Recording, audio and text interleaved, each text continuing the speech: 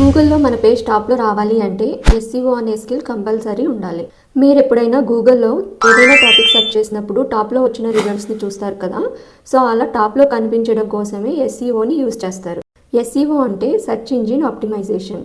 అంటే మన బిజినెస్ని లేదా కంటెంట్ని ఆన్లైన్లో విజిబుల్ చేయటం అనమాట. ఇది నేర్చుకుని మనం ఇంటి దగ్గర నుంచి 3 రకాలుగా పనిచేసుకోవచ్చు. ఒకటి, మనం లోకల్ బిజినెసెస్కి హెల్ప్ చేయొచ్చు. అంటే లైక్ బొటిక్స్ని, షాప్స్ని గూగుల్లో ర్యాంక్ చేసి ఇవ్వటము. లేదు, రెండోది బ్లాగర్స్, యూట్యూబర్స్కి సర్వీస్ ఇవ్వచ్చు. అంటే వాళ్ళకి టైటిల్స్, కీవర్డ్స్, డిస్క్రిప్షన్ సెట్ చేయడంలో హెల్ప్ చేయొచ్చు. లేదా ఫైవర్, అప్వర్క్ లాంటి సైట్స్లో పిక్స్ పెట్టి క్లయింట్స్ని కూడా అప్రోచ్ అవ్వచ్చు మీరు. సో మీరు కూడా ఇలా స్కిల్స్ డెవలప్ చేసుకోవాలి, కానీ ఎక్కడ అని ఆలోచిస్తుంటే నాకు ఒకసారి టెక్స్ట్ చేయండి. నేను గూగుల్లో మన పేజ్ టాప్లో రావాలి అంటే ఎస్సీఓ అనే స్కిల్ కంపల్సరీ ఉండాలి. మీరు ఎప్పుడైనా గూగుల్లో ఏదైనా టాపిక్ సెర్చ్ చేసినప్పుడు టాప్లో వచ్చిన రిజల్ట్స్ని చూస్తారు కదా. సో అలా టాప్లో కనిపించడం కోసమే ఎస్సీఓని యూజ్ చేస్తారు. ఎస్సీఓ అంటే సెర్చ్ ఇంజిన్ ఆప్టిమైజేషన్.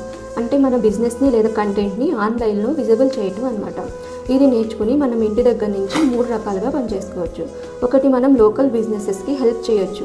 అంటే లైక్ బొటిక్స్ని, షాప్స్ని గూగుల్లో ర్యాంక్ చేసి ఇవ్వటము. లేదు, రెండోది బ్లాగర్స్, యూట్యూబర్స్కి సర్వీస్ ఇవ్వచ్చు. అంటే వాళ్ళకి టైటిల్స్, కీవర్డ్స్, డిస్క్రిప్షన్ సెట్ చేయడంలో హెల్ప్ చేయొచ్చు.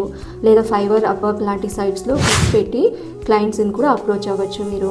సో మీరు కూడా ఇలా స్కిల్స్ డెవలప్ చేసుకోవాలి, కానీ ఎక్కడ అని ఆలోచిస్తుంటే నాకు ఒకసారి టెక్స్ట్ చేయండి. నేను